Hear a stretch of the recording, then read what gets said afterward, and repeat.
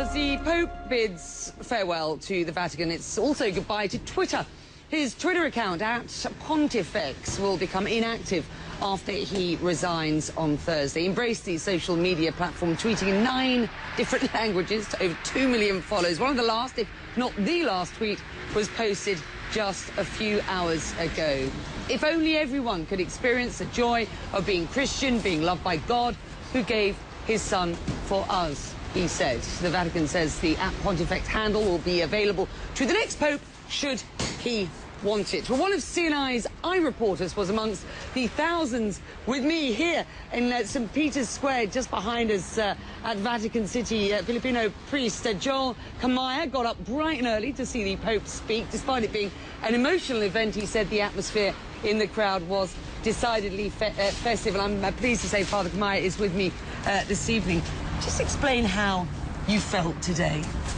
Wow, this experience was really tremendous, and I was really emotional. You know, being there in the crowd, it's one of a kind. Being there in itself is it's something I would not exchange anything for. Yeah. I noticed the plethora of people from so many different countries around the world. Lots of Filipinos. I noticed Mexico, and I saw some Chinese flags, which is very unusual, isn't it? Given that the religion has been such a small part of the Chinese world for so long. What do you think happens next with the church? Because it's been tough.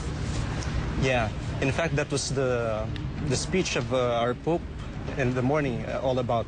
It's about the rough sailing that has been in these past months.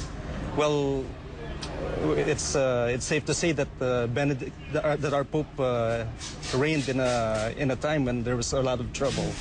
But you see, these problems, whether it's something individual or institutional, it's always, if you're put into crisis, it's always a time for purification, a time for improving oneself. And I believe, as what the Pope had said, that the Church would not sink. And in my opinion, it will even be better. Does the Church need modernizing in your eyes? Well, one of the principles of the Church, that the Church holds, is dialogue with, not only with the people, but with the times. And so whoever he may be, whoever the Pope would be, would always be in dialogue with what's happening, and with modernization, not only with the communication, but also with the social problems that are there. We thank you so much for joining us here in Rome this evening. Thank you. Thank you so much.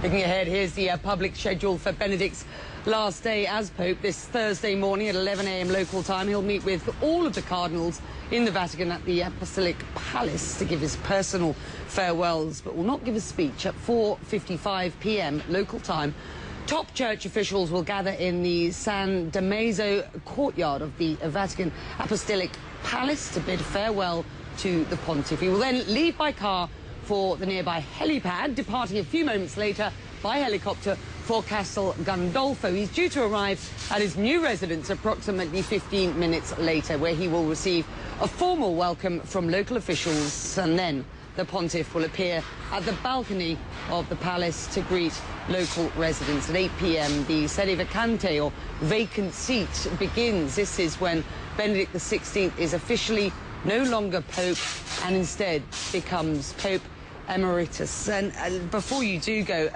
His Holiness is the way that he will be referred to, although there's no doubt we'll see him very rarely, if at all.